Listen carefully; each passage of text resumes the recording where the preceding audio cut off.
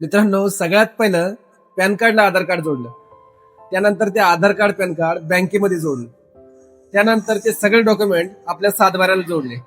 त्यानंतर ते सगळ्या गोष्टी आपल्या राशन कार्डला जोडल्या. आणि यामधून शासनाला कळलं की आपल्याकडे पैसा किती आहे, प्रॉपर्टी किती आहे आणि 5 किलो राशन कोणी कोणी घेतली. आणि मित्रांनो, आता फेब्रुवारी 2026 पासून आपल्या अँड्रॉइड फोनमध्ये संचार साथी ऍप्लिकेशन येणार आहे.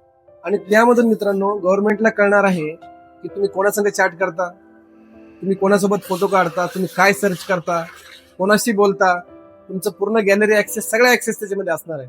तर मित्रांनो, सगळा डेटा हा सरकारला भेटणार आहे आणि सरकार याच्यावरती सांगतंय की आम्ही हे तुमच्या सिक्युरिटीसाठी करतोय.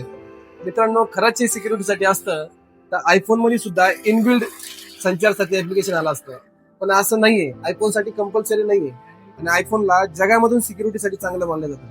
आणि त्याच्यासाठी बरेचसे उद्योगपती, पॉलिटिशियन्स आयफोन यूज करत असतात. मित्रांनो, जर आयफोन एक्सेप्ट करत नाहीये म्हणल्यावर काहीतरी गडबड आहे, मला असं वाटतं. तुम्हाला काय वाटतं कमेंट करून नक्की सांगा.